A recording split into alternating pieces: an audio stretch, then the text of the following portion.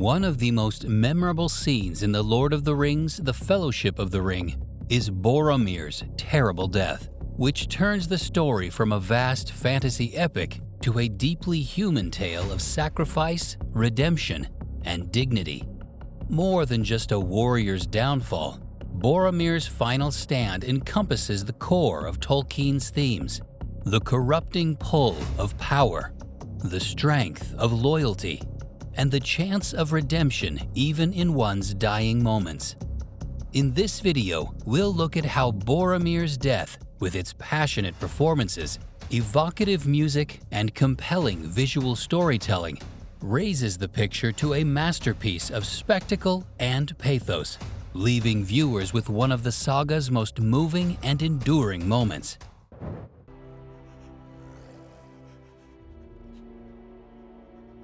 Boromir's death scene in The Fellowship of the Ring takes place after he attempts to steal the ring from Frodo, but he immediately redeems himself by defending Merry and Pippin from the Uruk-hai attack. Despite being pierced by many arrows, Boromir refuses to collapse, fighting fiercely to protect his allies until he is unable to stand. In his final moments, Aragorn approaches him, and the two have a dramatic interaction in which Boromir admits his failure and pledges fealty to Aragorn as his king. His death is both a painful loss and a deep act of redemption, establishing his status as a tragic but heroic hero among the Fellowship.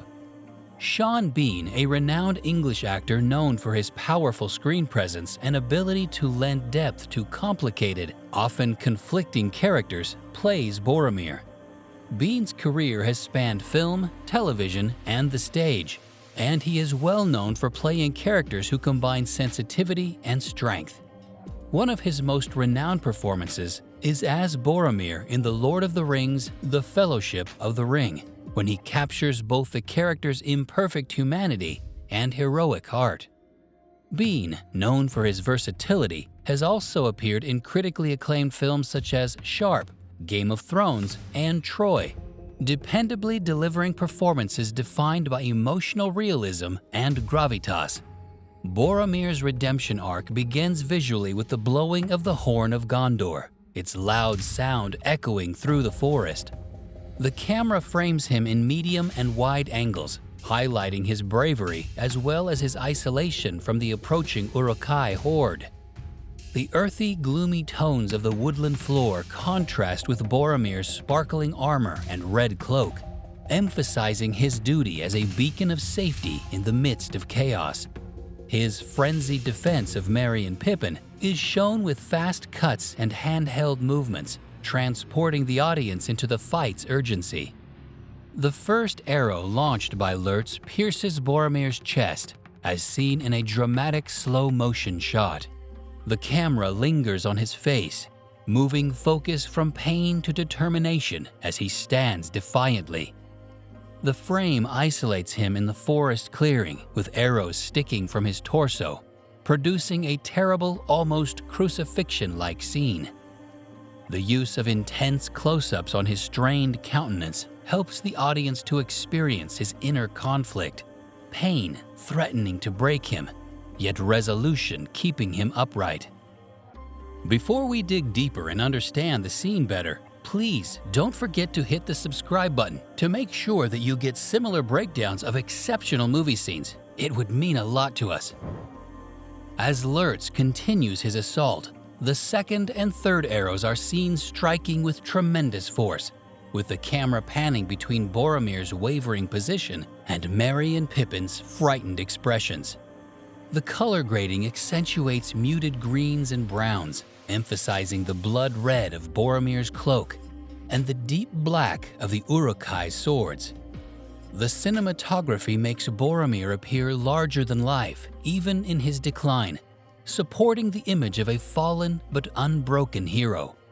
Wide images of his faltering body surrounded by adversaries convey a sense of impending catastrophe, while also recognizing his tenacity. Boromir eventually sinks to his knees, his sword slipping but never losing his grasp.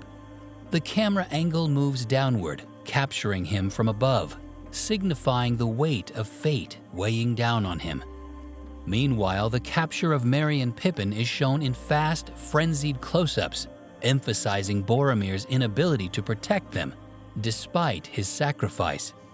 This visual juxtaposition, the vulnerable hobbits being taken away and the valiant warrior being brought down, adds to the scene's emotional drama. When Aragorn enters, the lighting softens significantly, contrasted with the brutality of battle and the intimacy of human interaction. Close-ups dominate here, with Aragorn's hands cradling Boromir's head, Boromir's tear-filled eyes, and arrows protruding from his torso. These photos remove the confusion of combat, focusing on genuine emotion. The camera frequently sets Aragorn and Boromir at eye level, emphasizing their equality as warriors, brothers, and leaders sharing a final moment of truth. The sequence ends with extended close-ups of Boromir's face as he speaks his parting words, the light catching in his eyes before they fade. Aragorn is shown clutching him against his bosom, his anguish depicted in shadows and muted colors. The closing picture focuses on Aragorn's emotions rather than Boromir's body, representing the transferring of the torch of responsibility from the fallen Gondorian to the future king. The visual storytelling elevates Aragorn's quest and reshapes the Fellowship's objective, transforming Boromir's death from a personal tragedy to a symbolic deed. Boromir's dying scene is a masterwork of staging, lighting, color symbolism, and framing, changing him from a flawed man to a tragic hero, artistically immortalized through sacrifice. The music and sound design in Boromir's dying scene are equally important in defining its emotional impact. Howard Shore's score begins with tight, aggressive orchestration during the initial attack, with pounding drums and fast strings reflecting Boromir's desperate fight. As the first arrow lands, the music recedes slightly, allowing the sickening thud of the shaft and Boromir's ragged gasps to dominate the soundscape. An intended quiet that heightens the weight of his pain. When the successive arrows pierce him, Shore adds melancholy brass and low strings, resulting in a dirge-like undertone that turns the conflict into a tragedy. The Horn of Gondor, both diegetic and symbolic, sounds loudly initially, but fades to near silence as Boromir weakens, representing his waning might. By the time Aragorn comes, the soundtrack has transformed into a sad elegiac theme, complete with soft choral voices and swelling strings that raise Boromir's final words to a moment of spiritual salvation. The careful combination of quiet, natural sound effects, arrows, sword strikes, ragged breathing, and orchestral crescendos guarantees that the listener is not only witnessing a heroic death, but also experiencing the full weight of sacrifice and honor. This interaction of music and sound elevates the scenario to a larger-than-life level, serving as an epic farewell to Boromir's legacy. That is why Boromir's death is more than simply another heroic last stand. It is the pivotal moment that elevates The Lord of the Rings: The Fellowship of the Ring from epic fantasy to true cinematic art. This scene's central theme is salvation. Boromir, a man divided between nobility and weakness, dies not as the figure who succumbed to the ring's allure, but as the warrior who sacrificed everything to protect those he loved. His death reframes his entire journey, demonstrating that even in failure, there is space for courage, sacrifice, and honor. Visually, the passage is designed to make his struggle appear massive. The camera never forgets the overwhelming odds against him, but it also takes us into the intimacy of his misery, lingering on his face as he fights through the agony of arrow after arrow. The mix of gigantic battle shots and intimate close-ups of Boromir's agony creates a scenario that is both legendary and intensely personal. The sound design and music emphasize this dichotomy. Howard Shore's score converts pandemonium into sorrow, with thunderous drums giving way to melancholy brass and strings, followed by solemn choral tones that transcend Boromir's dying words into something immortal.